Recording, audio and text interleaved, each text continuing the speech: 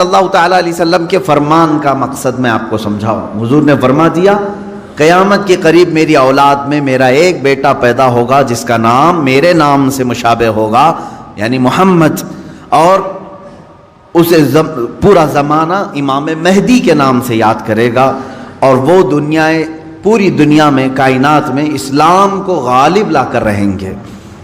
اسی زمانے میں عیسیٰ علیہ السلام کا نزول بھی ہوگا۔ حضرت عیسیٰ علیہ السلام آسمانوں پر آج بھی باحیات ہیں، یہ ہمارا عقیدہ ہے سارے مسلمانوں کا۔ امام مہدی کے زمانے میں عیسیٰ علیہ السلام اتریں گے۔ یہ کون سا علاقہ ہوگا اس کے متعلق حدیثیں ہیں۔ حضرت امام مہدی کا جو ظہور ہے یہ کب پیدا ہوں گے یہ نہیں معلوم، ظاہر ہوں گے، پیدا ہو چکے ہوں گے، آج بھی ہو سکتا ہے، ممکن ہے، پاسبل ہے۔ جب ان کی عمر پاک 30-40 سال کے آس پاس ہوگی اور یہ مکہ مکرمہ میں خانہ کعبہ کے طواف کے دوران ایک لشکر آئے گا جو خانہ کعبہ کو ڈھانے کی کوشش کرے گا، حملہ کرے گا، اور حضرت امام مہدی دعا کریں گے۔ آپ کی دعا کی بدولت اللہ تعالیٰ اس آئے ہوئے لشکر کو زمین میں دھنسا دے گا۔ لوگ اسی دن پہچان لیں گے اور ان کے ہاتھ پر خانہ کعبہ کے سامنے بیعت کریں گے۔ اب یہاں سے امام مہدی کا ظہور ہوگا، لیکن اتنا آسان نہیں ہے کہ سب مہدی مہدی کرتے ہوئے ان کے پیچھے چل پڑیں گے، بلکہ ان کے جانی دشمن بن جائیں گے وہاں کچھ لوگ جو ان کو قتل کرنے کی یا ہلاک کرنے کی کوشش کریں گے۔ امام مہدی اپنے متبعین کو لے کر ملک شام کی طرف چلے جائیں گے۔ اب ملک شام وہ ہے جس زمین کو میرے آقا صلی اللہ تعالیٰ علیہ وسلم نے ارشاد فرمایا یہ حشر کی زمین ہے، یہ حشر کی زمین ہے، سارے لوگ ہانکتے ہوئے ادھر ہی لے جائے جائیں گے۔ آج شام سے سب بھاگ رہے ہیں، بمباری ہو رہی ہے، لیکن میرے آقا نے فرمایا ایک زمانہ ایسا آئے گا کہ سب ہجرت کر کے ملک شام کی طرف جا رہے ہوں گے، سب جمع ہو رہے ہوں گے، ملک شام جمع ہو رہے ہوں گے، اور وہاں امام مہدی پہنچیں گے، اور وہاں آپ کی خلافت قائم ہوگی، اور عدل و انصاف اس قدر ہوگا کہ پھر وہ زمانہ آئے گا کہ شیر اور بکری ایک ساتھ چر رہے ہوں گے، کوئی ایک دوسرے پر حملہ نہیں کرے گا، اتنا امن قائم ہوگا۔ یہ رسول پاک صلی اللہ علیہ وسلم کی احادیث میں ہے۔ اب امام مہدی کی امامت کے دوران وہ فجر کا وقت ہوگا جب حضرت عیسیٰ علیہ السلام آسمان سے اتریں گے، اور جماعت کھڑی ہونے والی ہوگی، قائم ہونے والی ہوگی۔ حضرت عیسیٰ علیہ السلام ایسے اتریں گے جیسے ان کے جسم پر نہائے ہوئے قطرے ٹپک رہے ہوں۔ آپ کو حضرت امام مہدی پہچانیں گے اور آپ کو لا کر کے مصلی کی طرف بڑھائیں گے۔ نبی اللہ ہیں، روح اللہ ہیں، عیسیٰ ابن مریم سلام اللہ علیہ، قرآن پاک میں جن کے تذکرے ہیں، وہ کوئی ایک دوسرے پر حملہ نہیں کرے گا، اتنا امن قائم ہوگا۔ یہ رسول پاک صلی اللہ علیہ وسلم کی احادیث میں ہے۔ اب امام مہدی کی امامت کے دوران وہ فجر کا وقت ہوگا جب حضرت عیسیٰ علیہ السلام آسمان سے اتریں گے، اور جماعت کھڑی ہونے والی ہوگی، قائم ہونے والی ہوگی۔ حضرت عیسیٰ علیہ السلام ایسے اتریں گے جیسے ان کے جسم پر نہائے ہوئے قطرے ٹپک رہے ہوں۔ آپ کو حضرت امام مہدی پہچانیں گے اور آپ کو لا کر کے مصلی کی طرف بڑھائیں گے۔ نبی اللہ ہیں، روح اللہ ہیں، عیسیٰ ابن مریم سلام اللہ علیہ، قرآن پاک میں جن کے تذکرے ہیں، وہ اللہ تبارک و تعالیٰ کی نشانیوں میں سے ایک نشانی ہے، وہ عیسیٰ آئیں گے۔ اب وہ نبی جب امام مہدی ان کو آگے بڑھائیں گے، حضرت عیسیٰ علیہ السلام امامت کے لیے آگے نہیں بڑھیں گے، اور کیا فرمائیں گے؟ ارشاد فرمائیں گے کہ یہ مصلی امامت امت محمدیہ کا حق ہے، آپ امت مصطفیٰ ہیں، آپ امامت کریں، ہم مقتدی بنتے ہیں۔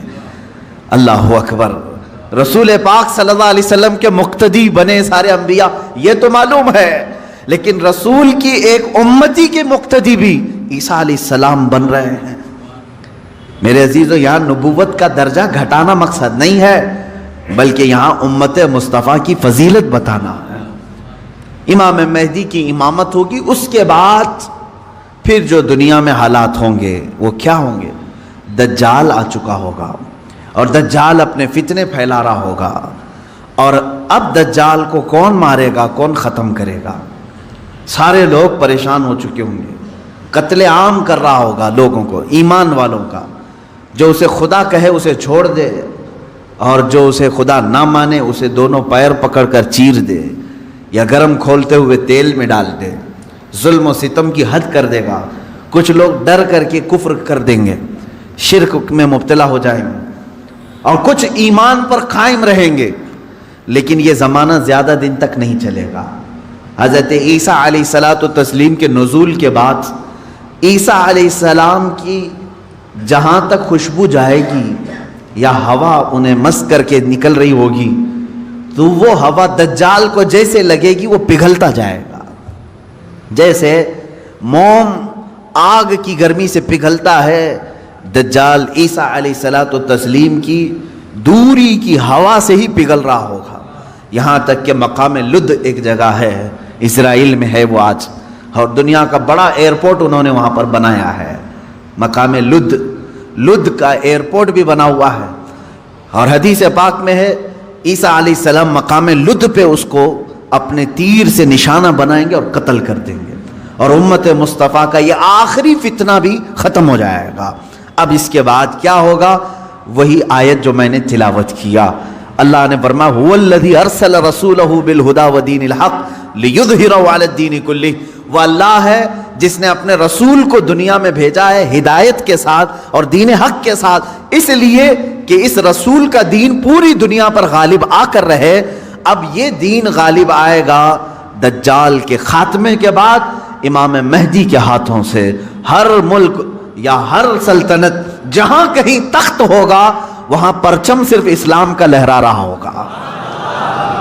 وہ زمانہ آئے گا، وہ غالب ہو کر رہے گا دین، اور اللہ رب العزت نے یہ ارشاد فرمایا ہے کہ تم پر کسی اور کو پھر اللہ غلبہ نہیں دے گا۔ یہ زمانہ بھی کافی سال تک چلے گا، لیکن اس غلبہ اسلام سے پہلے کیا کیا ہونا ہے وہ بھی تو ہمیں جاننا ضروری ہے۔ آج کے وہی حالات ہیں جو مجھے اس گفتگو پر آمادہ کر رہے ہیں۔ میں نے بات تو کہہ دی، آپ کو حدیث کی روشنی میں بتا دیا کہ اسلام غالب آئے گا پوری کائنات پر دجال کے خاتمے کے بعد اور امام مہدی کے ہاتھوں سے۔ اب یہ دو بڑی نشانیاں حضور نے فرمائی، ایک تو حضور کی آل میں سادات میں امام مہدی پیدا ہوں گے، دوسرے کہ دجال آئے گا۔ یہ دونوں کا زمانہ ایک ہے۔ یہ کب ہوگا؟ کیا اس سے پہلے کچھ نشانیاں ہیں کہ دجال آنے والا ہے؟ میرے عزیزو، ہم سے زیادہ نشانیاں یہودی پڑھ کر کے انتظار میں ہیں، عیسائی پڑھ رہے ہیں۔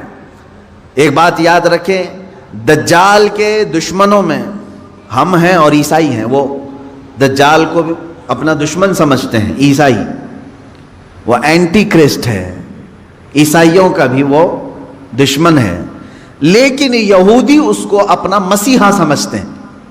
وہ کہتے ہیں ہمیں نجات دلانے والا، ہمیں پوری دنیا میں غالب کرنے والا۔ جیسے آج ہم حدیث پاک پڑھ کر کے کہہ رہے امام مہدی آئیں گے اور پوری دنیا میں اسلام غالب ہوگا، یہودی یہ کہتے ہیں لوسیفر آئے گا یا دجال آئے گا، جس کو وہ مسیحا کہہ رہے ہیں، اور وہ ان کو نجات دلائے گا سارے ظلموں سے اور پوری دنیا میں ان کی حکومت قائم کرنے میں ان کی مدد کرے گا۔ اور اس لیے دجال کے آنے سے پہلے جو جو نشانیاں ہونی ہیں یہ یہودی خود کر کے دکھا رہے ہیں۔ کیا ہے؟ بڑی مقدس کتابوں میں یہ باتیں لکھی گئی ہیں۔ دیکھنا دجال کے آنے سے پہلے دنیا میں ایک بڑی علامت یہ ظاہر ہوگی کہ دنیا حق کو باطل بنا کر پیش کرے گی اور باطل کو حق بنا کر پیش کرے گی۔ یہ ہے آج سچ کو جھوٹ میں تبدیل کر کے دکھا دیا جائے، شعبدہ بازی، اور اچھے خاصے لوگ بھی، پڑھے لکھے لوگ بھی اس کو جھوٹ سمجھنے لگ جائیں، یعنی سچ کو جھوٹ بنانا اور جھوٹ بات کو سچ سمجھانا۔ یہ اس کام میں اگر سب سے زیادہ مہارت کسی کو ہے تو یہ دجالی میڈیا کو ہے۔ میڈیا آج دجال کے آنے کے راستے ہموار کر رہی ہے، اور خود عالمی میڈیا کی بات کر رہا ہوں میں، پوری دنیا کی میڈیا اس میں ملوث ہے۔ ذہنوں کو ڈائیورٹ کر دینا، اصل مدے سے بھٹکا دینا، یہ کام کون کر رہا ہے آج سب سے زیادہ؟ میڈیا کر رہی ہے۔ میرے عزیزو، سچ بات کو جھوٹ بنا کر پیش کرنا یہ دجال کے آنے سے پہلے ہوگا، اور کثرت سے ہوگا، کثرت سے ہوگا۔ یوں سمجھ لیں ایک پرہیزگار متقی شخص کو لا کر کھڑا کر دیا جائے گا اور اسے 100 لوگ بولیں گے یہ چور ہے، چور ہے، چور ہے، اور دنیا سمجھنے لگے گی کہ ہاں شاید چور ہے، دنیا سمجھنے لگ جائے گی۔ یعنی تقریباً 90% لوگ ان کی باتوں پر یقین کرنے لگ جائیں گے کہ شاید یہ چور ہے، شاید یہ چور ہے۔ اور اسی طرح کسی ظالم منحوس چور کو لا کر کے وہ کھڑا کریں گے اور کہیں گے یہ پرہیزگار ہے، یہ پرہیزگار ہے، یہ پرہیزگار ہے، اور دنیا اس کو پرہیزگار سمجھنے لگ جائے گی۔ کیا یہ دونوں چیزیں آج کرنے کے لیے پوری social media, internet, news channel نہیں ملوث ہیں اس میں؟ چوروں کو حکومت پر بٹھا کر کے ان کی فضیلت بیان کرنا ہندوستان سے زیادہ ہمیں کہاں نظر آئے گا؟ سب سے زیادہ ہمیں یہاں نظر آتا ہے جو پورے کے پورے ملک کو گبن کر کے بیٹھے، اسے مسیحات اور اسے لوگوں کا ایسا بے کسوں کا کس جس کو کہا جائے ایسا بنا کر پیش کرنا، یہ میڈیا کا رول ہے۔ عزیزان گرامی وقار، پورے ذہنوں کو ڈائیورٹ کیا جائے گا اور تقریباً یہ جادو کی طرح اثر کر جائے گا لوگوں پر۔ مثال کے طور پر ایک جادوگر کسی محلے میں آتا ہے، شعبدہ بازی دکھاتا ہے۔ پہلے تو ہوتا تھا سڑکوں پر ہی کھڑے ہو جاتے تھے، سانپ کا کھیل دکھانے والے، یا کسی بچے کو لیٹا کر چادر اوڑھا کر اس کی گردن الگ کر کے دکھانے والے، یہ شعبدہ بازی ہوتی تھی۔ لیکن ایک بات یاد رکھیں، لوگ گھیرا ڈال کر دیکھتے تو ہیں، اس میں 90% لوگ صحیح سمجھ لیتے تھے، جبکہ وہ آنکھوں کا دھوکہ ہے۔ بہت ساری چیزیں اتنے شارپ طریقے سے وہ جادوگر کر کے دکھاتا ہے کہ تمہاری آنکھوں کو دھوکہ ہوتا ہے۔ لیکن میرے عزیزوں، اسی مجمع میں 5 یا 10% ایسے لوگ بھی ہوتے ہیں جو اس کے ان کاموں پر یقین نہیں کرتے۔ ہے ہر زمانے میں جہاں پر بھی جو جادو دکھا رہا ہے اس کے مجمع میں پورے 100% لوگ یقین کرنے والے نہیں ہوتے، چند لوگوں کے دلوں میں شک ہوتا ہے کچھ تو اس نے گڑبڑ کیا ہے۔ اب یہ وہ لوگ ہوتے ہیں جن کی عقل سلیم ہوتی ہے اور دل پاک ہوتا ہے، ان کے اوپر جلدی جادو اثر نہیں کرتا۔ اسی طرح میرے عزیزو، آج کے زمانے میں یہ جو دجالی نظام قائم ہے اس کا اثر بھی بھولے بھالے لوگوں میں تقریباً ہو جاتا ہے، لیکن سلیم فطرت والے جو عقل سلیم رکھتے ہیں ان پر ان کا جادو اثر نہیں کرے گا۔ اب آپ سب کو میں پہلے سے آگاہ کر رہا ہوں، اپنے ذہن کو، اپنے عقل کو سلیم بنا کر کے رکھو۔ یہ کیسے رہے گا؟ اللہ کی باتوں پر یقین رکھو، اور اس کے علاوہ جو بھی کہے گا، اللہ اس کے رسول کے علاوہ جو بھی کہے گا وہ سچ بھی ہو سکتا ہے، جھوٹ بھی ہو سکتا ہے، مگر میرے مولا کے قول میں جھوٹ کی طرف شائبہ بھی نہیں، سچ ہی ہوگا۔ جب تمہارے ذہنوں میں یہ بات آئے گی تو پھر تم دنیا کو 100% ایمان لانے والے، یقین کرنے والے نہیں رہیں گے۔ آج دیکھ رہے ہیں آپ، میں مسلسل پچھلے 1 ہفتے سے دیکھ رہا ہوں، فرانس میں جو گستاخی ہوئی اور اس کے پاداش میں جو کچھ بھی حالات ہوئے سب کو معلوم ہے۔ فرانس میں جو کچھ ہوا اس پر ڈیبیٹ انڈیا میں بھی چل رہا ہے، ہندوستان کے ہر نیوز اینکر اس کو لے کر کے گرما گرم بحث کر رہے ہیں، اور کچھ ایسے لوگوں کو لا کر بٹھایا جاتا ہے، مجھے ان کے بارے میں معلوم نہیں، وہ پیڈ ہوتے ہیں یا بکے ہوئے ہوتے ہیں، یا ان کو اسکرپٹ یعنی سکھائی جاتی ہیں، لکھ کر کے دیے جاتے، پتہ نہیں کون لوگ بیٹھتے ہیں۔ آپ کو عام لوگ ہیں آپ، مجھے معلوم ہے، لیکن میں آپ کے سامنے گفتگو کر رہا ہوں، سنیے۔ ایک اسکول کا ٹیچر بلیک بورڈ پر کارٹون بناتا ہے رسول پاک صلی اللہ علیہ وسلم کا، اس کی شکایت بھی ہوتی رہی لیکن وہ باز نہیں آیا، اور اسی علاقے کا کوئی ایک نوجوان اس سے برداشت نہیں ہوا، اس نے جا کر کے اس کا سر قلم کر دیا۔ یہ ہے، معلوم ہے آپ، یہ رپورٹ ہے، آپ کو معلوم ہے، اس نے سر قلم کر دیا۔ وہ اس کا اپنا پرسنلی معاملہ تھا، عبداللہ شیشانی جو بھی ہے۔ اب اس کو کیا چھوڑ دیا؟ لوگوں نے چھوڑ دیا عبداللہ کو، بلکہ اسی وقت گولیوں سے بھون دیا فرانس کی پولیس نے، ختم کر دیا. دونوں ختم ہو گئے، جن کے دونوں کے معاملات تھے وہ چلے گئے. اب میں ایک جملہ کہتا ہوں، تمہارے نزدیک عبداللہ شیشانی ٹیررسٹ ہے، یعنی اس نے سر قلم کیا اس لیے یہ ٹیررسٹ ہے. ہمارے نزدیک رسول کا خاکہ بنانے والا سب سے بڑا ٹیررسٹ. ظاہر سی بات ہے. اب فیصلہ یہی ہوگا، تمہارے نظر میں جو ٹیررسٹ تھا اس نے اس کو قتل کیا جو ہمارے نظر میں ٹیررسٹ تھا. بہرحال یہ معاملہ ہو گیا یا ختم ہو گئی بات.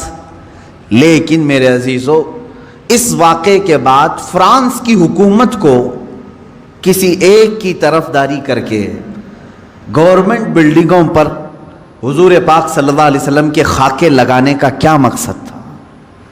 حکومت کسی ایک ویکتی کے، ایک پرسنل شخص کی حمایت کرتے ہوئے اور گورنمنٹ کی بلڈنگ پر بڑی سائز میں حضور پاک صلی اللہ علیہ وسلم کی تصویر لگا رہی، یعنی کارٹون بنا کر کے. کارٹون در حقیقت یہ گالی کی صورت ہے. آدمی صاف گالی نہیں دے سکتا تو اس کی صورت بگاڑ کر کے کہیں لکھ دے. حضور پاک صلی اللہ علیہ وسلم کو انہوں نے کیا. اب پوری دنیا بھر کے مسلمانوں میں جو غصہ ہے میرے عزیزو، یہ قتل جو ہو چکا تھا وہ 8 دن پہلے ہو گیا، 10 دن پہلے ہو گیا، معاملہ ختم ہو گیا. اس قتل پر کسی نے احتجاج نہیں کیا. کہیں ہے کہ یہ پروٹیسٹ نہیں ہوا.